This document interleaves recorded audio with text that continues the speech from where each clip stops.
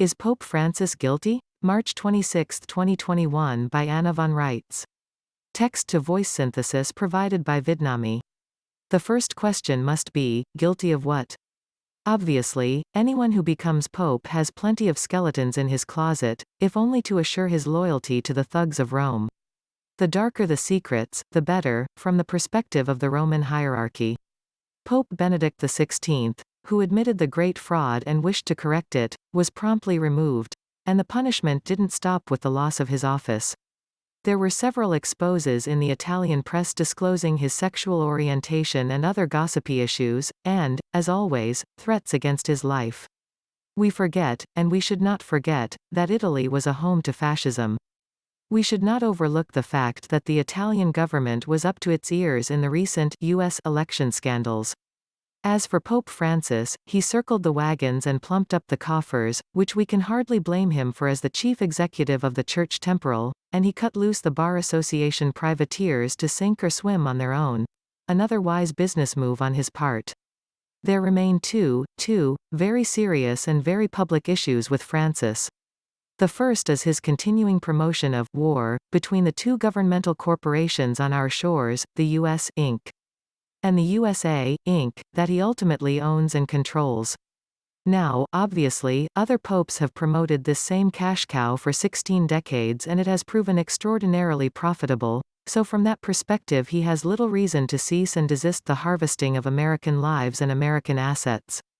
The bad public relations and bad advertising for the church, he no doubt figures he can sidestep and overcome with the help of all the major media corporations he also owns. So despite the downsides, he and his henchmen have decided to try to brazen it out and pretend that they have nothing to do with the destruction of America, and the pillaging and plundering that has gone on here, and the criminal misadministration of the federal subcontractors involved. He can try. Speaking from my own direct experience, it doesn't take very long to figure out which way the water flows in this world, because it always flows downhill and straight into a giant sluice drain in Rome. So I don't personally give him much chance of escaping the consequences of that reality.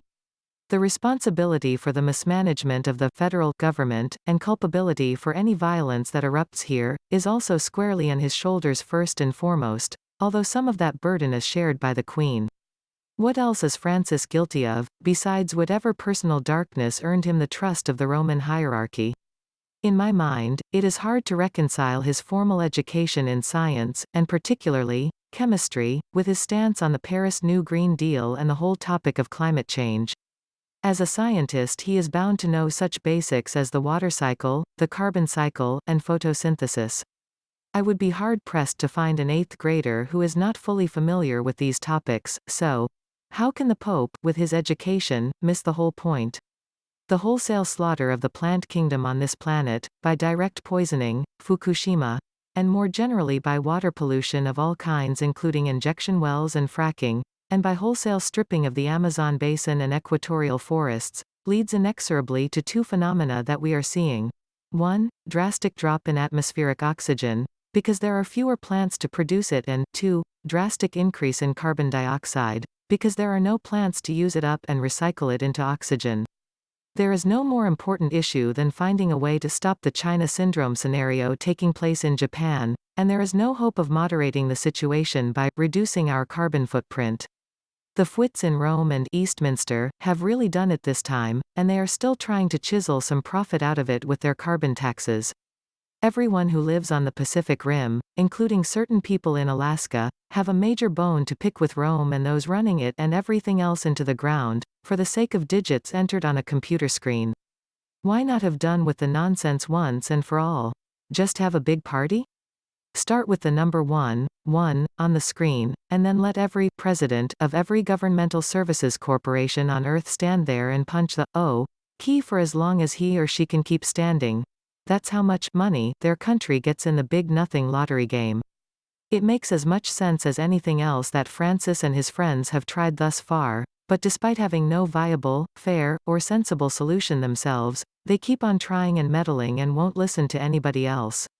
Meantime, Fukushima keeps rolling and the Pacific biome continues to be polluted, and yes, at least a third of the fish and sea mammals are dead or dying, and yes, the flora of the Pacific, Vast amounts of the algae, corals, and seaweed and other sea plants are already dead. Gas hydrates are melting in the coastal waters of California and as far north as the Bering Sea, and if somebody in Rome doesn't wake up, soon, and focus on the actual problem, there will be nothing left for them to argue about. For guys who have been arguing about such things as how many angels can sit on the head of a pin for the last dozen centuries, that will be quite a loss. Is Pope Francis guilty? What do you think?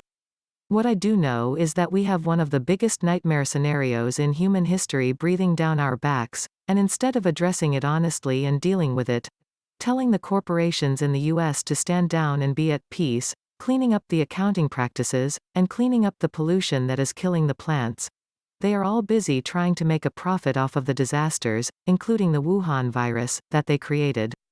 Which leaves the rest of us to thwart their Ferengi-like efforts to profit at any cost, and deal with the disasters they have caused.